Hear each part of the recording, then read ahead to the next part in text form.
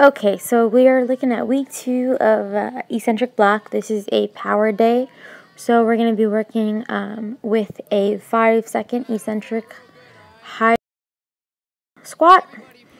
As you can see, that was pretty nice. I wish I could go back, but right in the hole there, that knee actually just came in pretty nice. I shoved it out, but I think it really brings me to an important point about doing these eccentric squats that's really great, is that anything that you have that's a weakness, it's going to exacerbate, because you're just having to really focus on resisting everything that wants to fall apart. And I think it makes it a really good training tool, because then you really have to focus and dial in. I think I'm trying to get in my focus mode here, so yeah, go ahead and laugh, because every time I think before I squat, I don't always capture squats in video, but I do a bunch of weird stuff. And, you know, right over here, we're kind of looking at it. But anyways, so back to what's so great about this eccentric block. It's really forcing me to resist my weaknesses, like the knee caving in and the chest dropping down.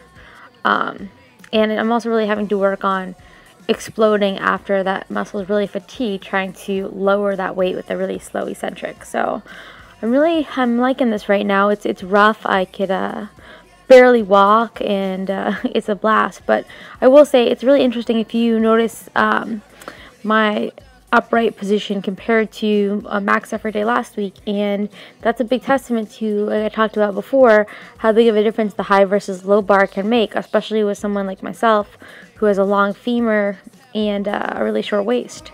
So yeah, really I need to look to kind of translate those into, or transfer those into, you know, my max effort squats, because that high bar really is putting me in a better spot. Okay, so now here we're moving into that 5-second eccentric bench. I'm going to go 4 sets wide, 4 sets narrow, with 2 of the 4 just being a 5-second eccentric, pausing and exploding up like you're seeing right here. And then 2 of the 4 are going to be a 5-second eccentric, 1 second pause about an inch above the chest, and then I'm going to quickly drop it down to my chest and fire it back up. So regardless, I'm going to do 3 reps of which style I'm doing. And basically I'm doing this with my feet up, because I really, like I've said before in the past, I'm trying to build my upper body power and strength, and to do that I need to remove my leg drive, since it contributes to such a large amount of my bench press.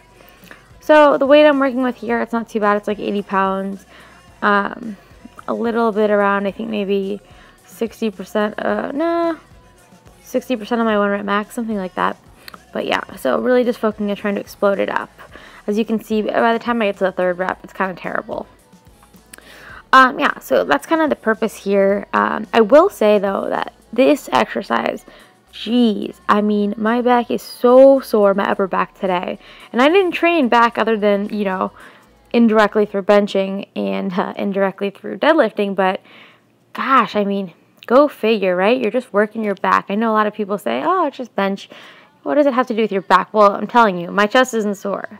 The only thing I can feel is my back. And that whole time as I'm lowering that bar, I'm really focusing on squeezing my shoulder blades back and down into my back pockets to keep my chest really upright and keep that shoulder blade pinned back in external rotation. Because the second you lose that really tight lockdown, you're going to have shoulder internal rotation and probably lose the lift. So at the end here, I did 6 sets of 2 deadlifts with a 3-second eccentric.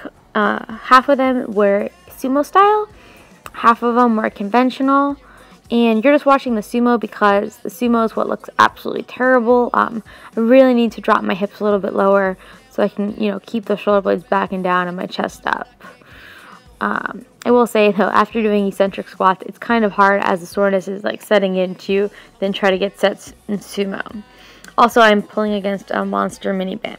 These are really great because, like we talked about before, I'm terrible off the floor. So it really forces me to, as I lower that weight, really resist that inch before I die and completely lose control. So that right there.